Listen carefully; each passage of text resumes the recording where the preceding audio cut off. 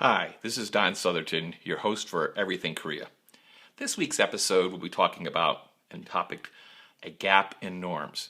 So let's just jump right in. Outside my day-to-day support of Korean-facing business and clients, I'm drawn to ponder on issues and drill deep. In other words, research, investigations, and then providing commentary on the direction of Korean business from trends inside Korea to those impacting global organizations. An example of this process, several years ago I coined the term K-lobalization. That's globalization with a K for Korea. I saw a trend unfolding where Korean firms were boldly promoting their own unique management style and corporate culture internationally and across many markets.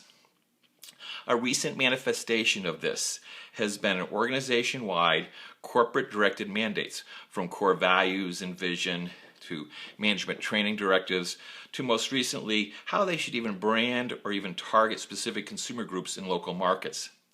Now, usually these programs are expected to be unchallenged and accepted without question by overseas teams. At times, this may not be only in the best interest of the company, but it has been a trend that's been occurring. That said, a new topic which has my interest was touched upon in my May 11th edition of Everything Korean. So there I argued a key challenge for Korean success with startups and innovation was culture.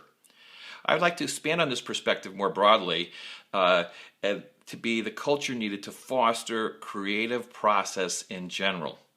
In fact, this is the first of 3 commentaries on this subject. So let me explain.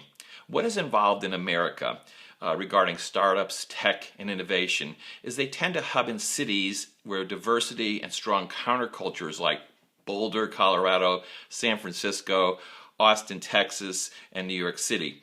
Although there are more and more scenes emerging like Nashville, Tennessee, and even here in Golden. And this is manifested in many different ways, and you can just see how this counterculture impacts, like from Austin here. Another way is this is sort of the San Francisco beat scene. This is a really cool t-shirt that the Beat Museum puts out. I'm not only a big fan of the beat movement, which originated in the 50s and the 60s and impacted a lot of the the counterculture movement, but their shirt just happens to be an Underwood typewriter. And some of you know I'm a really big fan of Underwood typewriters and written articles about that and its ties to Korea. So with that in mind, enough said about Austin and Jack Kerouac. Within these communities, I've witnessed an amazing amount of synergy, not only in the day-to-day interactions and dialogue, but also in the resources.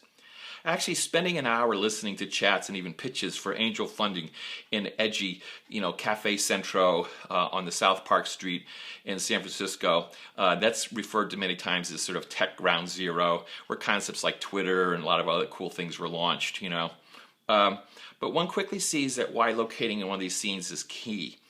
In fact, how widespread I also see this can be in America is that I also hear similar pitches going on in coffee shops, even here in Golden, Colorado. Let me explain more in detail, and I'm going to try to get really zero in on this. As the academic Richard Florida points out in The Rise of the Creative Class, creatives as a group reflect, and I'm quoting here, a powerful and significant shift in values, norms, and attitudes. He clusters this attitude to be around 3 things: individualism, meritocracy, and diversity and openness, which can be translated to gender, sexual preference, race, and my favorite, personal idiosyncrasies. Of course, those familiar with the Korean workplace, and by this I don't mean the larger organizations, but even more progressive forms, there is a huge disparity between these creative norms between the U.S. and Korea. For example, in contrast to individualism within the creative class, in Korea we find deeply rooted collectivism, where the group is the primary unit of reality and the ultimate standard of value. In collective societies, group goals take precedence over individual objectives, and this does not deny the reality that there are individuals, but ultimately collectivism holds that one's individual is determined by the group which they are affiliated. Collective cultures also and this is probably the key sentence here, collective cultures also require that individuals fit into the group and conform. Noting these outside values, norms, and attitudes, Perhaps the gap between the US and Korea also occurs in risk management and risk mindset.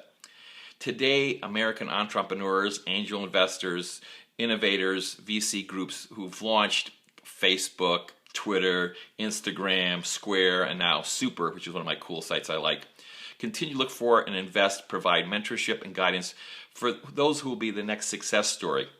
In most cases, these investors and these groups invest in multiple options, and so they have lots of different groups that they're looking at, and they're willing to take the risk. That said, they know and accept that failure is part of the process.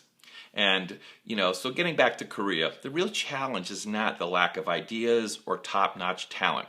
And any of you know me, I have a high regard for Korea. But allowing for and fostering for diversity and openness, and acceptance of failure, and a tolerance and even embracing nonconformity are going to be the key issues. The good news, I would not give up in Korea and a creative culture. More of my thoughts on this in the next 2 episodes of Everything Korea. I'll even propose a roadmap for grooming creatives in Korea. So until next time, this is Don Southerton wishing all you best. As in most posts, if you drive into the copy here, you're going to see some links. First, to The Rise of the Creative Class, Richard Florida's book. A link to the Beat Museum in San Francisco. And then even a link to BizStone's super.me. So again, until next time, this is Don Southerton wishing you all the best. Take care.